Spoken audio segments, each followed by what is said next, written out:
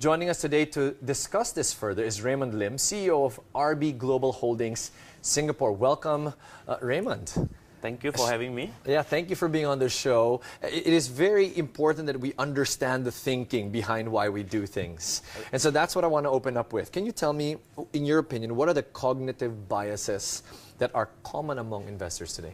Normally, we as human beings, we have many belief systems, and I think in terms of investing, one of the most common biases that most people have will be the fear of losing money, and that will stop people from investing.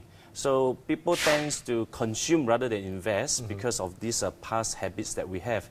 So these cognitive biases are basically just thinking, habits of thinking, and if you just look at people, they prefer to put their money in a bank. So if you are to give people the opportunity of making $50, and that is guaranteed, versus making $100 but with a 20% chance of losing, they will take the 50%. So what does that mean? That means that most people would like to put their money in a bank, earning 1%, or in Singapore we have 1% here, probably about 0.25%. Yeah, 0.25%. Yeah. Yeah, and why people do that? So that's because of their fear of losing money, and that keeps them stuck. Throughout history, everybody knows that putting money in the bank, it doesn't grow. And if you just look at all the investment opportunities here in the Philippines in the last 4 or 5 years, the stocks are soaring, property prices are growing, and people are still putting money in the bank. So that speaks very much why the rich become richer and the poor are stuck there, because of the mindset. Yeah. So how do you get a person out of that mindset? Well, I think very often it's through education, and very often also, if I may add, is also their upbringing, their culture. So if we are growing in a culture whereby we see our parents invest, we see them making money, their returns coming in, the chances are that we will invest ourselves as well.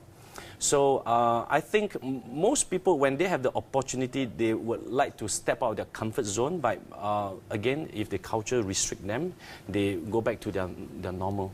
Are there any other biases that you notice, or are you saying that at the core of it, it is the fear of losing money? The core of it, fear of losing money. Then again, you also have people who are overly confident.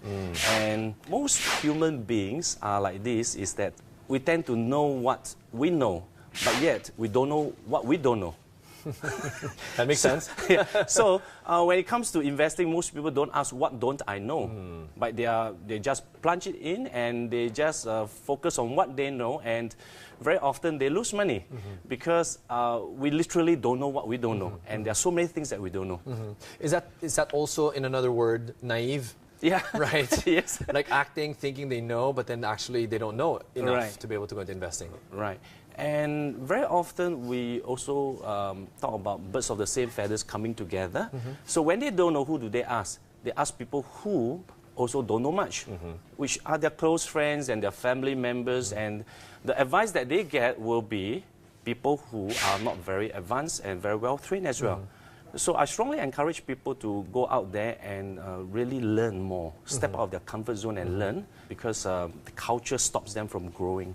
Do you think that, on that note of learning, if they're not overly confident, part of the issue is that they actually are they don't want to learn more because it is uncomfortable for them to actually go and make an effort and go to trainings, research, and look for mentors? Could that be part of the problem? Yes. Most of the time they are very comfortable being who they are. They take it as hard work. Now, I think the joy of investing and seeing returns outweighs all the so-called extra work that you put in, rather than plunge into an investment and you feel that you lose all your hard-earned money. And I think people stop investing because of that. They may have had a very small little bet decision. So decisions is a process whereby, from our past experience, and this all adds up.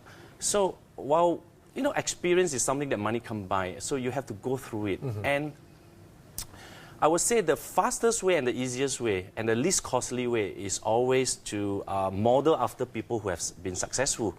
So again, coming back, people normally don't model, they don't do investment modeling, they learn from people who do not know.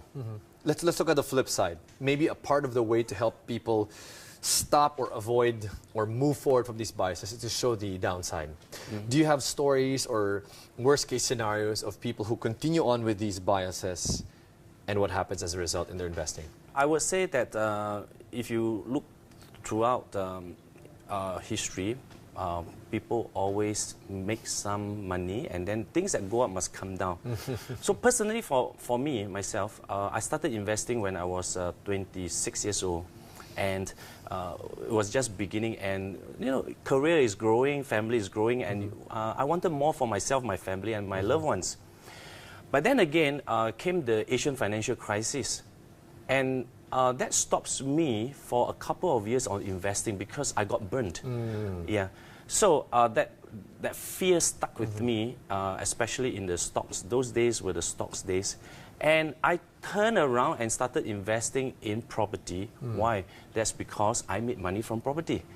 So it is, success is a habit, and so is failure, unfortunately.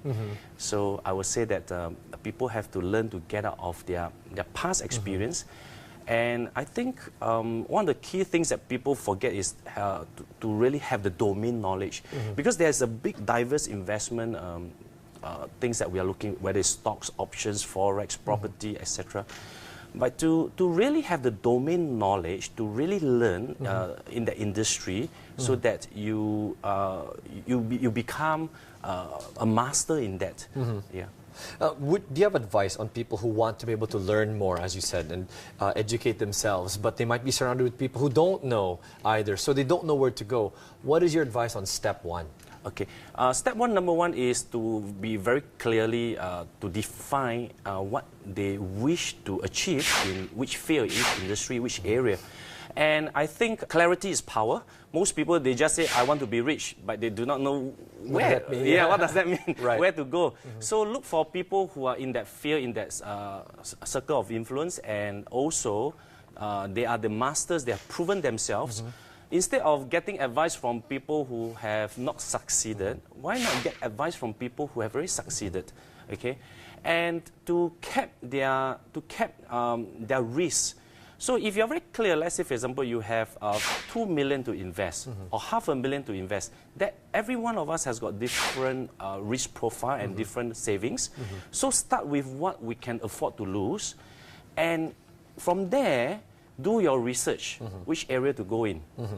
Very good tip. Start with what you can afford to lose. Yeah. That's also very good. Then look at that. Now, online resources are also prevalent. So you're saying, when you say look for someone who knows the industry or the area, it doesn't mean you need to physically meet somebody, right? Right. You're saying you can go online and find out from gurus in particular areas and learn from them so that you might adapt the same. Right. Correct. In fact, online is a huge resource.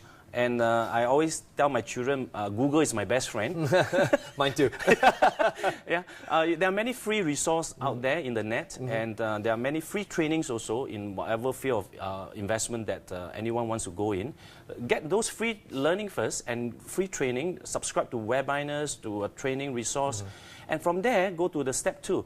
You know, when it comes to investment, you can never lose all your investment. Let's say you start with $500,000. You can never lose $500,000.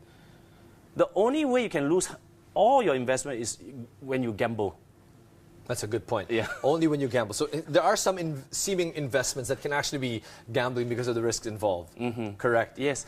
So, well, I define it as investment is knowing when you enter the investment, knowing when you enter what kind of exit strategies you already have. So most people don't even know when they're going to exit, how much returns are they forecasting when they exit, how long is the duration. So they're entering with both eyes closed. Okay.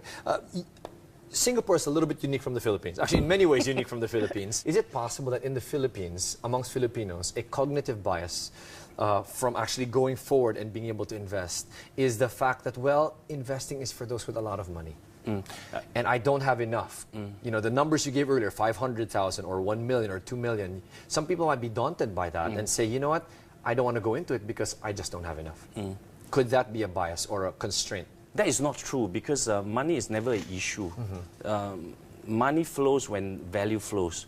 So those who always say that they don't have money, they are stuck with the mindset that they will always don't have money. It is a self-fulfilling prophecy. So they have to start from the point of where can they look to invest in a very risk-free environment with little outlay in the beginning and grow from there. Because there are many types of investment. So when I say $500,000, you can start small. You can start with 5 places where you can start small. And there are many opportunities, I'm sure, in the Philippines, in Singapore too. So the belief that you can only invest when you have money, that is not true. That is the cognitive biases. So biases are just biases. When the biases are working in your favor, that is good. When the biases are working against you, that's bad. Okay. All right, on that note, here we go. We're going to answer some questions from social media after this short break. Stick around. You're watching On the Money.